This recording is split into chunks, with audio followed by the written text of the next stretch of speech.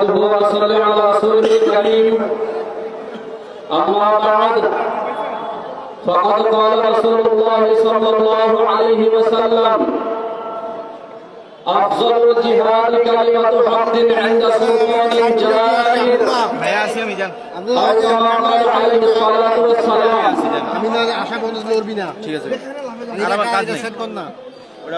বাংলাদেশ জামাত ইসলামীর ত্যাগী দূরদর্শী দরদী স্টেজে উপস্থিত সকল নেতাকর্মীকে আন্তরিক শুভেচ্ছা ও অভিনন্দন জানিয়ে আমি আমার বক্তব্য শুরু করতে যাচ্ছি।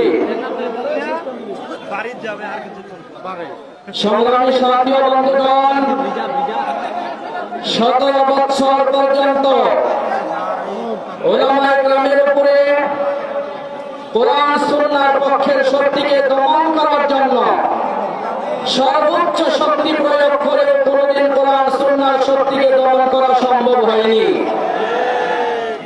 ইনশাআল্লাহ আগামীতে আর কোনদিন এই কোরআন সুন্নাহর পক্ষের শক্তিকে কোনোভাবেই দমন করা সম্ভব হবে না। কারাগারে সর্বোচ্চ নির্যাতন নিপীড়ন সহ্য করে বুকের তাজা রক্ত দিয়ে যারা কোরআন সুন্নাহর পক্ষে কথা বলার মতো হিম্মত এবং সাহস লালন করেছে, সেই জাতিকে আর কখনো দমন করা সম্ভব হবে না ইনশাআল্লাহ। বাংলাদেশের প্রতিটি কারাগার, বাংলাদেশের রাজপথ রঞ্জিত হয়েছে উলামায়ে কেরামের রক্তের মাধ্যমে। বাংলাদেশের রত্ন কোরআন সুন্নাহর পক্ষের সমস্ত শক্তির গর্বিত সম্পদ আল্লামা দেওয়ার হোসেন ইসমাইলি সাহেব রহমাতুল্লাহি আলাইহি শাহাদাত বরণ করতে হয়েছে একমাত্র কোরআন সুন্নাহর পক্ষের কথা বলার কারণে।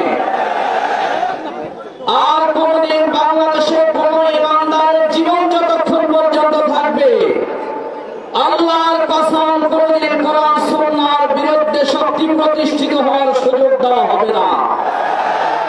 সম্মানিত উপস্থিতি, আপনারা জানেন শাপলা চত্বরে হেফাজতে ইসলামের তাহাজ্জুদ গুজার মুহাদ্দিস শাইখুল হাদিস তাদের উপরে কিভাবে অত্যাচার করা হয়েছিল।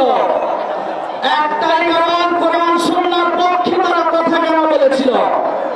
মুহতারাম হাজরিন, 12 বছর পর্যন্ত মাদ্রাসায় পড়ে যদি কোরআন সুন্নাহর শক্তি অর্জন করতে না পারি, রাজপথে রক্ত দিয়েও যদি কোরআন সুন্নাহর পক্ষের শক্তি হিসাবে আমরা দাঁড়াইতে না পারি, তাহলে বাদে কোরআন সুন্নাহর বিরুদ্ধে কোন শক্তির উপরে পাওয়ার দিয়ে তারা মাঠে দাঁড়াবে আপনারা বলুন। আমরা এই বুকে এবং সিনায় কোরআন শক্তি লালন করেছি, ধারণ করেছি। হয় শাহাদাত বরণ করব কোরআন সুন্নাহর জন্য, না হয় আল্লাহর দ্বীনের জন্য, রাসূল